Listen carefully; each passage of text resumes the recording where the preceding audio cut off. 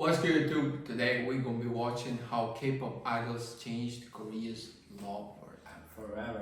Some K-pop idols have changed Korea's laws after their passing, but also during their lifetime. From the bravery of Hwasa and Sunmi to the infamous dating ban, let's go through K-pop idols who shaped Korea's justice system. The Hwasa Act. Hwasa had her fair share of problems with the Korean public and their unnecessary hate, but most of her issues came from her ex-boyfriend and even her own family. In fact, it was issues with her family, more specifically her mother, that made Hwasa's Act happen. After struggling with her mental health and traumatic events that only made it worse, Hwasa was found unconscious at her home on November 19th, 2019. But even though she wasn't here anymore, she still wasn't left alone by neither the public nor her mother. Just 4 months after Hwasa''s passing, her older brother, Woo-in, found himself locked in a court battle with her estranged mother, who had reportedly demanded half of Hwasa''s assets for herself. According to Hwasa''s brother, their mother had abandoned him and Hwasa when they were just 9 and 7. After their mother left, Hwasa and Woo-in were raised by their grandmother as their father worked in construction sites all over Korea to earn money to support his family. The brother also revealed that when Hwasa was hospitalized, their father couldn't be present, so Woo-in had to call their mother as Hwasa''s legal guardian. But Hwasa wasn't a fan of the idea. The brother said, when Hwasa woke up in the intensive care unit, the first thing she said was, "Why did you call mom here?" Hwasa could have contacted our mother, but being around our mother was awkward and difficult for her. He even said it hurts even more that the person responsible for Hwasa''s pain was now calling herself her mother. He said, "I'm upset that the person who's the reason that Hwasa had such a hard time is now claiming to be her real mother when Hwasa''s not even here now. I can't even stand it when the words 'I'm Hwasa''s mom' come out of her mouth." But this story becomes much worse. Even though Hwasa''s mother had been absent for most of her children's lives, she still had the audacity to show up at Hwasa''s funeral and also insisted on being the family's chief mourner. The chief mourner is the one who organizes the whole funeral and who makes offerings of food every morning and evening as if the deceased were still alive.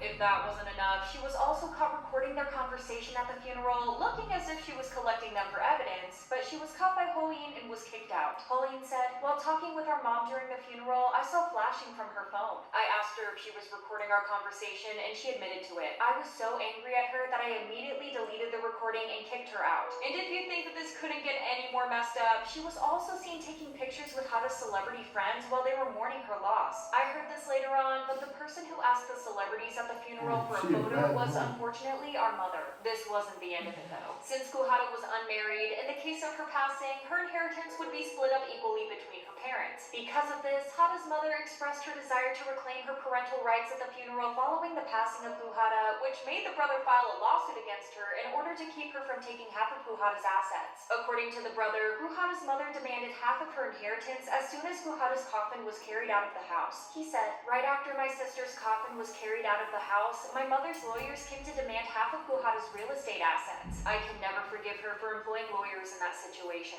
After she abandoned us as children, she got lawyers as soon as my sister passed away. I was at a loss for words." Woo-in and his legal representative No Jong-gon took it a step further and submitted a legislative petition to the National Assembly enacting the Hwasa Act. The Hwasa Act was proposed with the purpose of preventing a parent from claiming inheritance if they had neglected their parental duties. The petition managed to gather 100,000 signatures in 17 days and was submitted to the Standing Committee of South Korea for formal review. Celebrities like Wonder Roses Yeun asked for people to sign the petition in order to gain bigger support. However, it was not approved in the National Assembly the first time. The act, which Woo-in said is his last gift to his sister, was later passed in April of 2021 after further review. That same month, the court ruled that 60% of Hwasa''s inheritance would be given to her father, who gave it to Woo-in, and 40% to her mother instead of the usual 50-50. Though the Hwasa Act had been passed, it wasn't applied to their case as the ruling for the division of Hwasa''s inheritance was made in 2019. Woo-in intended to use the inheritance to set up a foundation to help single parents and struggling trainees. The public was glad that the act finally passed, but they also had issues that the mother received 40% of Hwasa''s inheritance. A user on Twitter said, "It's a start, but ideally her mother should be getting nothing at all. Hope the Hwasa Act is passed sooner rather than later to avoid more cases like these." The fans also asked for a longer sentence for Hwasa''s ex-boyfriend, who was jailed for threatening Hwasa, causing her extreme pain. A fan wrote, "The Hwasa Act has passed.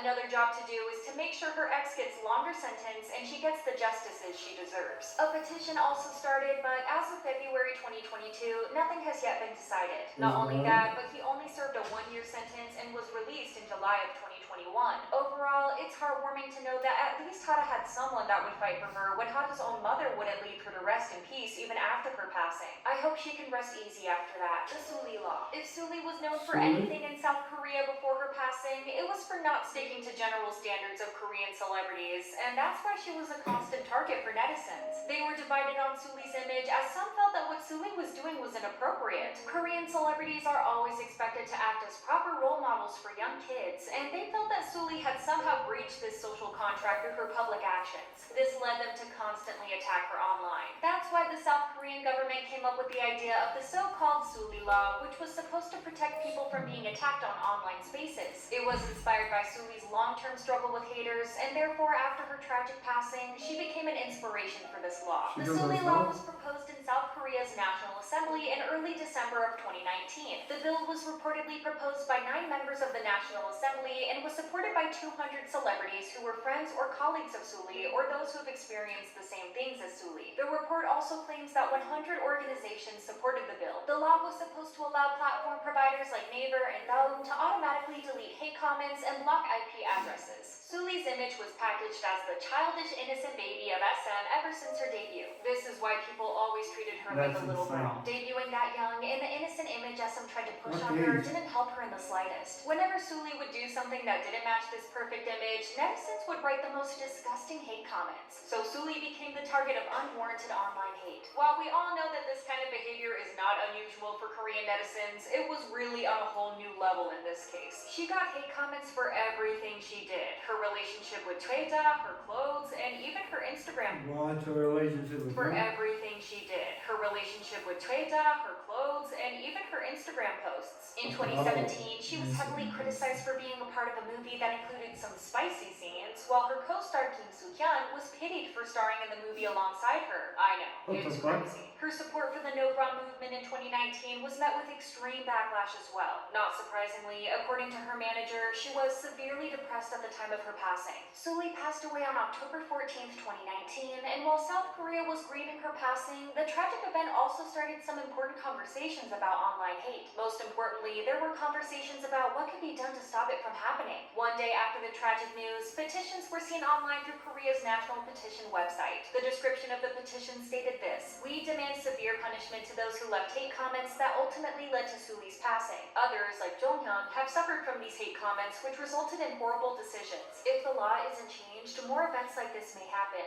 Please revise the law so that those who leave hate comments may receive severe punishment." Another petition was started in hopes of changing the law so that all internet users' real names would be revealed. However, this idea was scrapped since it was a breach of privacy and could be misused by wealthy public figures to silence and target victims who want to expose them for their wrongdoings. But the fight to bring justice to Suli and all the other people who suffered didn't stop. So, in response to the social outrage, the Suli Law was proposed as a prevention measure to these comments. Unfortunately, the law was never passed. The Suli Law wasn't able to get approved at the 20th National Assembly, and i-dle states that it got scrapped eventually. The outlet quotes a source in the political sphere as saying, "In order for the Suli Act to pass, it needs to be proposed again to the 21st National Assembly and pass through the full session. However, there's currently no assembly member that will propose a bill about that, and interest in it has really dropped as well." The news was met with disappointment. An online user said, "So instead of finding a solution, you just provide back the space for them to continue their hate so it won't be shifted to social media?" They continued, "When people's lives become an interest, this is where the real issue lies. It's genuinely sad that the Suli Law looked like an attempt from the government to shut people up rather than actually finding a solution to the problem." Yoo Sung-jun Prevention Act. Now, Steve Yoo is still alive, but his actions caused such a big controversy in Korea that the law simply had to be changed. Steve Yoo debuted as a singer in 1997 in South Korea. His first album, West Side, managed to sell 1 million copies, and the success continued even with his other albums and songs. Then the time for his enlistment got nearer and nearer. Steve had repeatedly stated on television that he would fulfill his mandatory military service. But in 2002, just before he was about to be drafted, he became a naturalized U.S. citizen. We are all aware that all South Korean men must serve in the military for about He didn't want to go to military that badly. years, and draft dodging is a sensitive issue in South Korea, which can even affect the fate of government officials, celebrities, and other public figures. That's why Steve's decision sparked a public outroar, and because he became a U.S. citizen right before his enlistment, the South Korean government considered it an act of desertion and deported him. Plus, at the same time, they permanently banned him from entering the country. And with the rising number of Korean citizens renouncing their citizenship, citizenship to avoid mandatory military service, the Military Manpower Administration introduced the Steve Yu Law in 2016 to stop the trend of Korean men changing their citizenship. The act stated that Korean males can't renounce citizenship from ages 18 to 37 to avoid military service. People who renounce Korean citizenship to avoid military service also become legally disadvantaged when it comes to job opportunities and starting a business. But while working as an actor in China, Steve Yu unsuccessfully tried several times to have the entry ban lifted. He turned to legal action against the South Korean Consulate General in Los Angeles to fight his case in the Seoul Administrative Court in 2016 and last year, but he lost both times. They excused it by saying that if he returns to South Korea and resumes activities, it will demoralize soldiers who are devoting themselves to serving the country. The case is still ongoing and people's opinions are divided on this topic. The BTS law. The BTS law has been one of the most discussed laws in South Korea as of lately, and just like the June Prevention Act, it also has to do with the military. As I mentioned before, all able-bodied South Korean men have been required to enlist in the military once they turn 28 or sooner, but there are also exceptions. Top athletes like Olympians or Asian Games medal winners and classical and folk musicians who win certain awards have been excused from military service. The reason for them being exempt is that their achievements are seen as bringing national prestige. In December of 2020, lawmakers introduced a bill for revising the Military Service Act after BTS became the first ever South Korean group to top the United States Billboard Hot 100 singles chart with the song Dynamite. This law says that K-pop entertainers who have received government medals for helping spread the country's cultural influence around the world can apply to have their military service postponed. All 7 members of BTS meet that requirement since they were awarded the Order of Cultural Merit in 2018. If this law is passed in South Korea's National Assembly, BTS members will be allowed to continue promoting as K-pop idols for 34 months instead of serving military services during that time. This had people divided. Some think that the BTS members deserve to have their enlistment postponed because of their worldwide success and their representation of South Korea. Others didn't share the same opinions as they thought that giving K-pop artists the luxury to postpone their enlistment would be too much. The dating ban.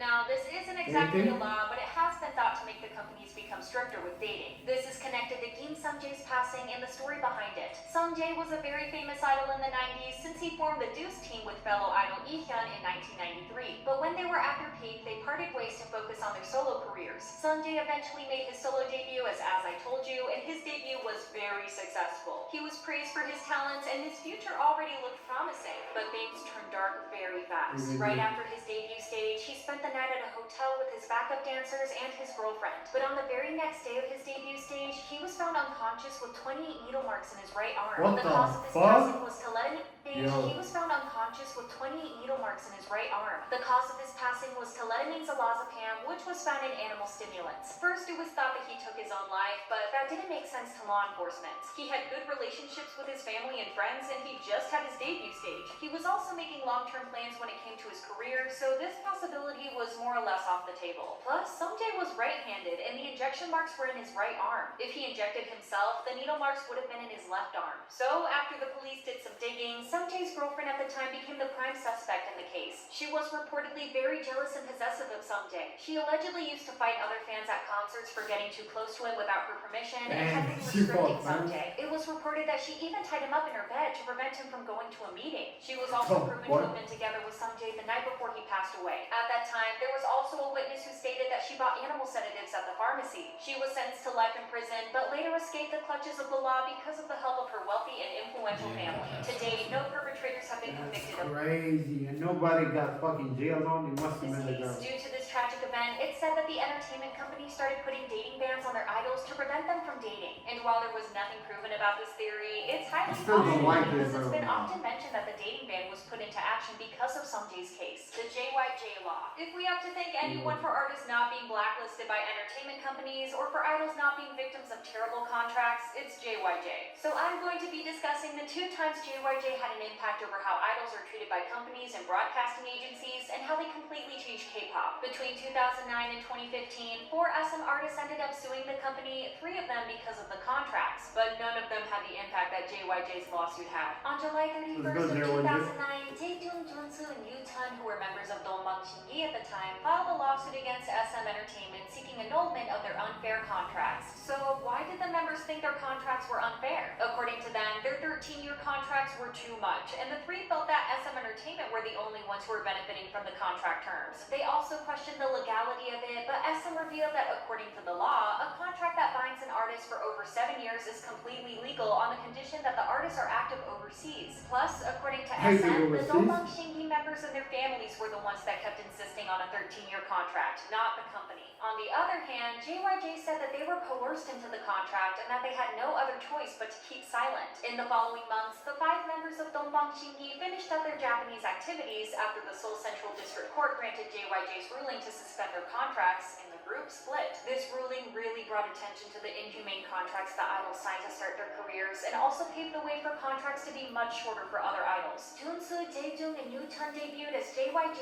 in 2010, but their debut and rebranding didn't go well for them, and it was all SM's fault. On April 13th, JYJ's Junsu took part in the recording for EBS's music program, Space Sympathy. This was his first music show appearance on Korean television in 6 years due to contract conflicts with SM that I mentioned before, which resulted in an essential ban from appearing on television in Korea. So basically, all of JYJ's public appearances were terminated from broadcasting stations due to SM's influence in the Korean industry. The trio didn't give up, and they still tried to release music and promote it with the fans' help. So, in order to prevent something like this from happening again, the JYJ law was proposed to prevent broadcasting companies from blacklisting idols without proper reasoning. On April 14th, Assemblywoman Choi Min-hee submitted a bill to make amendments to broadcasting regulations. The law failed to pass in June of 2015, but eventually got passed by the National Assembly in December of the same year. The irony of this whole thing is that JYJ continued to be silently blacklisted even after this law was put into effect. Share your thoughts in the comments. Thank you for watching, and see you next time. This is insane. How was he affected after the law passed though?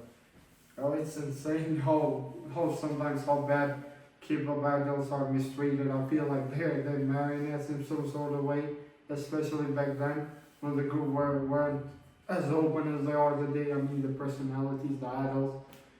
It's just insane how K-pop works sometimes. Yeah, I would say I'm pretty amazed by how big K-pop's influence is on Korea. Like to be able to change the law itself too, that's something crazy. I have not really seen something like this in like any different country, I'm not gonna lie. But yeah, I like that Korea also tries to take care of its people, you know, because a lot of countries, when they have a law and even that they see that it's wrong, they don't really try to change it or try to make a new one or remove it or whatever. But yeah, I like that idea that they have. But some of this stuff where it's not really that you can stop by a law, you know. If someone trying to look bad to you, they ain't gonna care about the law or none of that thing. But I really feel bad for that guy that got the US citizenship and that now he can't be in Korea no more. That's really, really messed up. Yeah. I'm still surprised, like from K-pop idols changing the laws. Come on, it's not easy. Like doing their own things, feeling free, doing that. All of these cases are bad, but tell us which one feels more close to heart to you. For me, Solis case is just like so ashamed by that. But this is K-pop.